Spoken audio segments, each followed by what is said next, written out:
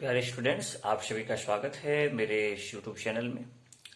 मित्रों, आप लोग का एग्ज़ाम आज है और मुझे लगा कि नहीं, सुबह सुबह आपको कुछ ऊर्जा के लिए, आपके उत्साह के लिए मैं कुछ बता दूं।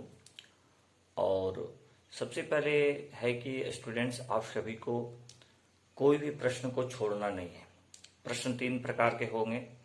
एक ऑब्जेक्टिव होंगे और ऑब्जेक्टिव में भी पूछने का तरीका अलग हो सकता है। कि कोई जरूरी नहीं कि आपको चार ऑप्शन रहेंगे, आपको दे देंगे सत्य कथन। आपको जैसे मान लीजिए एग्जाम्पल मैं बताता हूँ। जैसे आपको एग्जाम्पल दे देगा कि आज का भारत के लेखक जो हैं रजनी पामदत्त है।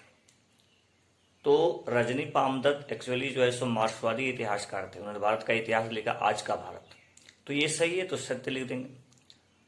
आपको मान लीजिए पूछ दे कि प्रत्यक्षवाद के जनक जो है अगस्त कॉम्टे, बिल्कुल सही है। तो चाहे वो आपको स्टेटमेंट में दे के पूछ दे, चाहे आपको ऑप्शन देगा, आपको बिल्कुल हड़बड़ाना नहीं है। यदि आप जान रहे हैं कि सुमित सरकार, ताराचंद, अखिलेश झा जो भी हैं, है ना, अखिलेश त्रिपाठी, ये सब जो है सो राष्ट्रवादी इतिहासकार हैं। तो उसकी को तोड़ तोड़ के देगा तो हम समझ जाएंगे कि ये राष्ट्रवादी इतिहासकार है। मान लीजिए सर देसाई, बिपिन चंद्र, रजनी पामदत्त, हम जान रहे हैं कि ये मार्क्सवादी इतिहासकार हैं। तो ये ऑप्शन यदि रहेगा तो हम लिख देंगे कि मार्क्सवादी इतिहासकार है। मान लीजिए कि यदि हमको पूछ रहे कि भाई साम्राज्यवादी इतिहासकार, तो जैसे मान लीजिए स्मिथ, B.A. स्मिथ, जो भी एक्चुअली साम्राज्यवादी इतिहासकार आपको बाहर के ही रहेंगे लगभग। जैसे मान लीजिए आपको स्मिथ हो जाए, जिन्होंने अर्ली हिस्ट्री ऑफ इंडिया लिखा, आपको लिख देगा कि अर्ली हिस्ट्री ऑफ इंडिया के लेखक स्मिथ हैं, बिल्कुल सही है, सत्य है। आपको उन्होंने ऑक्सफोर्ड हिस्ट्री ऑफ इंडिया भी लिखा। आपको पूछ देगा जेम्स मिल, जेम्स मिल भी साम्राज्यवादी इतिहासकार थे, ठीक है। उपयोगितावाद का सिद्धांत बेंथम ने लिखा है, ठीक है। और British history of British India, इसके लेखक भी जेम्स मिल है। आपको पूछा जा सकता है कि हिस्ट्री ऑफ ब्रिटिश इंडिया के लेखक कौन है, यानी लिख दिया स्टेटमेंट की जेम्स मिल है, तो बिल्कुल सही है। यानी जेम्स मिल, स्मिथ, एलिफिंस्टन, ठीक है, मोरलॉन्ट, ये सब जो है सो ये साम्राज्यवादी इतिहासकार हैं। ग्रांड डफ, जिन्होंने हिस्ट्री ऑफ मराठा लिखा। तो प्यारे स्टूडेंट्स, आपको एकदम हड़बड़ाना नहीं। आप शुरू में क्वेश्चन देखिएगा, हो सकता है कि लगे कि भाई ये चीज मैं नहीं जान रहा हूं, लेकिन जैसे जैसे समय होता जाएगा आपको लगने लगेगा। तो सबसे पहले आप वैसे प्रश्नों को अटेम्प्ट कीजिएगा जिसको आप अच्छे से जानते हैं, जिसको एकदम पॉइंट बना के आप लिख सकते हैं। इसलिए हड़बड़ाना नहीं। ठीक है, हमको ऑब्जेक्टिव समझ में नहीं आ रहा है, हम बाद में लिखेंगे, लेकिन आपका टारगेट होना चाहिए कि समय में आपको किसी भी प्रश्न को छोड़ना नहीं है। शॉर्ट क्वेश्चन, जैसे शॉर्ट क्वेश्चन में आपको पूछा जा सकता है, जैसे प्रश्नावली। प्यारे स्टूडेंट, जैसे कल के क्लास में मैंने आपको बताया था प्राइमरी सोर्सेज, सेकेंडरी सोर्सेज, और उसी तरह से प्राइमरी सोर्स में एक तरीका होता है क्वेश्चन आयर, आपका सिलेबस में भी मेंशन है, प्रश्नावली। तो प्रश्नावली क्या है? मान लीजिए हम एक शोधार्थी हैं, हमको किसी चीजों पर, कोई चीज पर शोध करना है। तो मैंने क्या किया है, मान लीजिए हमको पब्लिक से कोई चीज जानना है, तो हमने एक क्वेश्चन आयर तैयार कर लिया कि भाई अच्छा बताइए आपकी आर्थिक स्थिति कैसी है, यहाँ आप लोग कब से रह रहे हैं, अच्छा इसका निर्माण, इस मंदिर का निर्माण कब किया गया, हम नहीं जान रहे, लेकिन हमको जानकारी वहां से लेना है, डाटा लेना है। तो मैंने मान लीजिए कि हमने 10 क्वेश्चन तैयार किया, प्रश्नावली तैयार किया, और उसको मैंने दे दिया, तो उसका उत्तर आएगा। लेकिन प्रश्नावली को आप शोध में लिखिएगा, शोध में मेंशन कीजिएगा, उसमें बहुत अच्छा से आपको जानकारी होना चाहिए, समझ होना चाहिए कि ये सही है कि गलत है, उसने आंसर सही दिया कि नहीं। तो शोध के क्षेत्र में प्रश्नावली का भी बहुत इंपॉर्टेंट होता है, जब हम कभी किसी विशेष क्षेत्र के बारे में शोध करना चाहते हैं, ठीक है। प्रश्नावली भी एक तरीका है, साक्षात्कार भी लोग कहते हैं। मान लीजिए आप किसी के साथ, मान लीजिए हम शिबू सोरेन से हम जाकर के उनसे इंटरव्यू लेंगे, तो वहां से भी कुछ फैक्ट मिलेगा, तो वो भी हमारा शोध के क्षेत्र में काम कर सकता है। तो प्रश्नावली भी जो है बहुत ही इंपॉर्टेंट स्रोत होता है, खासकर ये भी होता है प्राथमिक स्रोत की कैटेगरी में आता है।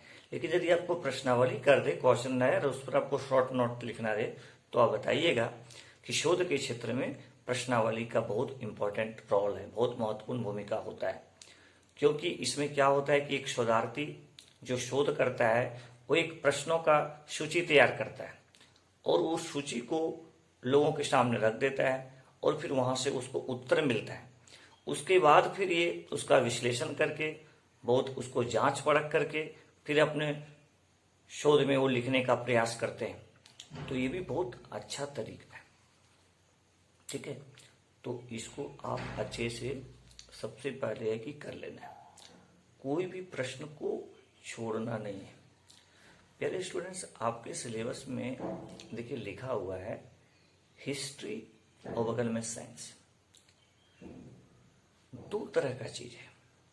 हिस्ट्री को कला के क्षेत्र में भी कला भी कहा जाता है, हिस्ट्री को विज्ञान के रूप में भी देखा जाता है। कुछ कुछ इतिहासकार जो हैं वो इतिहास को विज्ञान के रूप में देखते हैं।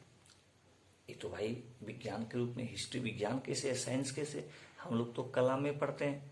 आप जब कोई भी एग्जाम देते होंगे, चाहे प्रश्न फॉर्म भरते होंगे, तो आपको कला का विद्यार्थी कहा जाता होगा। लेकिन जो भी इतिहासकार हैं, बहुत सारे इतिहासकार हिस्ट्री को एज ए साइंस के रूप में भी देखते हैं कि हिस्ट्री एक विज्ञान है। अब प्रश्न उठता है कि हिस्ट्री विज्ञान कैसे है? तो तर्क देते हैं कि जिस प्रकार से विज्ञान में जो भी कुछ कहा जाता है उसके लिए प्रूफ होता है, लेबोरेटरी होता है, टेस्टिंग होता है। जैसे मान लीजिए कोई भी लिक्विड है, अभी एसिड है कि बेस है, यानी अम्ल है कि क्षारक है, तो उसका टेस्ट होता है पीएच स्केल। तो उसी प्रकार से जिस प्रकार से विज्ञान में कोई भी चीज जो बोला जाता है, लिखा जाता है, वो प्रूफ के आधार पर होता है, एक्सपेरिमेंट होता है। ठीक उसी प्रकार से इतिहास में भी जो कुछ लिखा जाता है, बोला जाता है, वो भी एक विश्वसनीय स्रोतों के आधार पर होता है। बिना स्रोत का इतिहास सही नहीं हो सकता है। तो इसलिए इसमें भी एक वैज्ञानिक तरीका अपनाया जाता है, साइंटिफिक मेथड अपनाया जाता है। तथ्यों के कलेक्शन, उसका सिलेक्शन है ना, उसका मतलब विश्लेषण, उसके बाद तथ्यों को बहुत जांच परख के रखा जाता है। इसीलिए इतिहास जो है एक विज्ञान की श्रेणी में भी रखा जा सकता है। तो प्यारे स्टूडेंट्स, सुबह सुबह वीडियो बनाने का मेरा यही काम था कि भाई आप एकदम हड़बड़ाइएगा नहीं। परीक्षा में जो क्वेश्चन है वो जाना पहचाना रहेगा, बहुत ज़्यादा चिंता करने की आवश्यकता नहीं है। आपको अभी तक जो मैं बताया हूँ उसको आप एक बार अच्छे से पढ़ लीजिएगा, सारे क्वेश्चन को अटेम्प्ट कीजिएगा। इतिहास के इन विषयों के साथ संबंध, इतिहास का अर्थ, इतिहास का महत्व, वस्तुनिष्ठता, प्राथमिक स्रोत, द्वितीय स्रोत, राष्ट्रवादी इतिहासकार क्या हैं, साम्राज्यवादी इतिहासकार क्या हैं, मार्क्सवादी इतिहासकार क्या हैं, इतना करके जाइए। और ग्रीको रोमन इतिहासकार है ना। तो इस तरह से यदि आप करके जाते हैं तो आपको निश्चित रूप से अच्छा मार्क्स मिलेंगे। जाते जाते प्यारे स्टूडेंट्स, थोड़ा सा आपको कुछ चीजें हैं जिसको आपको पढ़ लेना है। जैसे अभी मैंने आपको बताया प्रत्यक्षवाद के जनक ऑगस्ट कॉम्टे, और इसके पहले आप मेरा एक वीडियो देख लीजिएगा, उसमें ऑब्जेक्टिव के लिए मैंने बनाया था, उसको देख लीजिएगा। ठीक है, इस तरह से आप करते हैं। इसे आपको बोल देगा सपोज दैट, जैसे कोई, चूंकि आपको इसमें लिखा हुआ है इतिहास का पुरातत्व के साथ संबंध है, खुदाई के दौरान में जो मिले, तो मान लीजिए कि जो प्रशस्तियां थी, जो अभिलेख थे, जो शिलालेख थे, वो भी आपके लिए इंपॉर्टेंट हो जाएंगे। जैसे प्रयाग प्रशस्ति, प्रयाग जो प्रशस्ति है वो समुद्रगुप्त से संबंधित है कि नहीं? तो इसको जानकारी रखिएगा।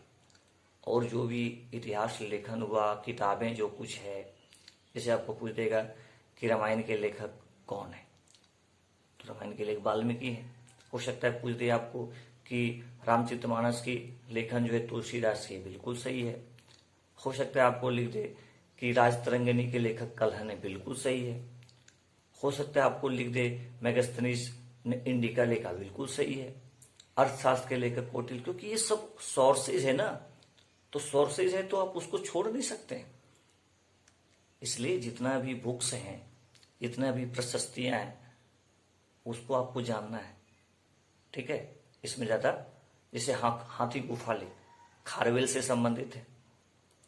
ठीक है ना, तो इस तरह से पढ़ के आप जाइए, पॉइंट बना के लिखिएगा, इंट्रोडक्शन अच्छा से लिखिएगा, निष्कर्ष अच्छा से लिखिएगा और हैंड राइटिंग पर भी ध्यान दीजिएगा।